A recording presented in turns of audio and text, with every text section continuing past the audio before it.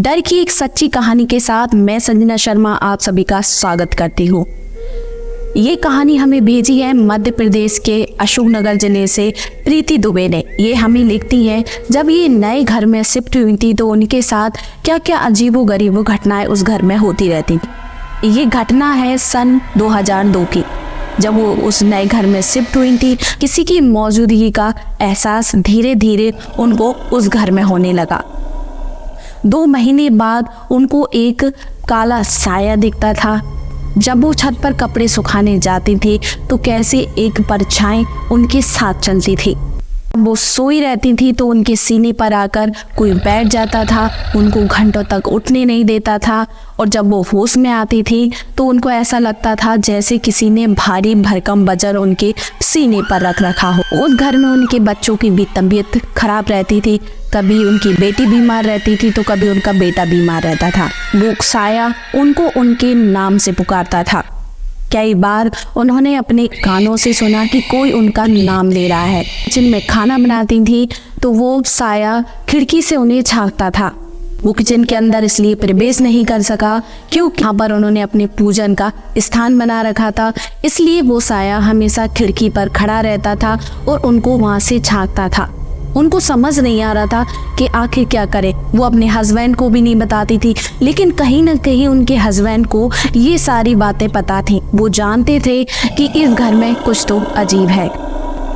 एक दिन जब वो रात को सोई हुई थी तो उनके पास में बालों का बहुत बड़ा गुच्छा, एक ढेर उनके पास में रखा हुआ था। जब 2 बजे उनकी नींद खुली तो उन्होंने उनके बालों को, उस गुच्छे को टच करके देखा कि आखिर ये है क्या। लेकिन थोड़ी देर बाद वो गायब हो गया। वो इतना डर गई, ना तो अपने हस्बैंड को उठा सकती थी क्योंकि वो उनसे कहना नहीं चाहती थी। एक बार उनका बेटा फुटबॉल से छत पर खेला था। दूसरी तरफ से उस काले साए ने वो फुटबॉल उनके बेटे की तरफ फेंका, जिसको लेकर वो जाकर अपनी माँ के पास गया और सारी बातें बताएं। वो उनका बेटा बहुत डर गया था। उस घर में रहते हुए उनको छत पर किसी के चलने की आवाज़ आती थी तो सीढ़ियाँ उतरने की आवाज़ आती थी।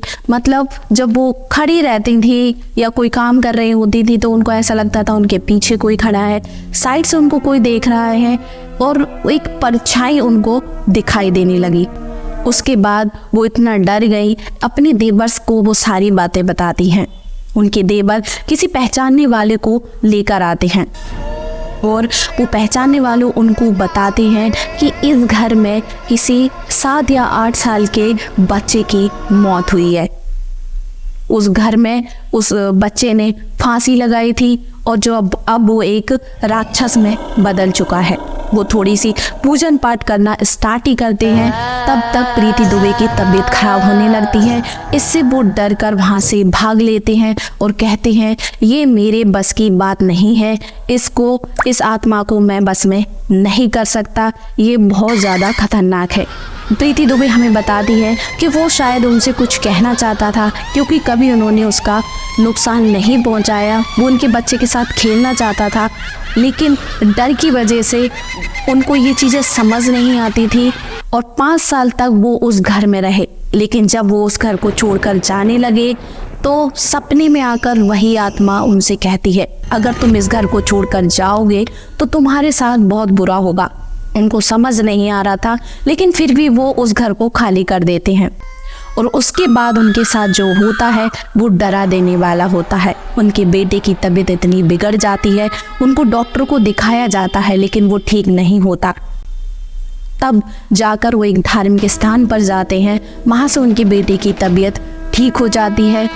प्रीति दुबे जी को भी बदनाम करने की बहुत कोशिश की जाती है लेकिन कामयाब नहीं हो पाते। उनको फिर वही बात याद आती है जिस बच्चे की आत्मा ने उनके सपने में आकर कहा था कि अगर तुम इस घर छोड़कर जाते हो तो तुम्हारे साथ बहुत बुरा होगा। उस घर में वो बहुत भजन पूजन करती थी, इसलिए वो आत्मा उनका कुछ नहीं बिगाड़ सकी। वो बताती हैं कि उस घर में वो 5 साल किस तरीके से डर के साए में रही। अब वो ठीक है, उनकी जॉब भी लग चुकी है, आज वो बहुत अच्छी जगह रह रही हैं, आज वो खुश हैं। अगर आपको हमारा ये वीडियो अच्छा लगा हो और आप भी कोई आपके साथ जो घटना घटी हो, जो हॉरर कहानी हमें भेजना चाहते हैं तो हमारी मेल आईडी पर भेज सकते हैं। आज का वीडियो देखने के लिए आप सभी का बहुत बहुत धन्यवाद।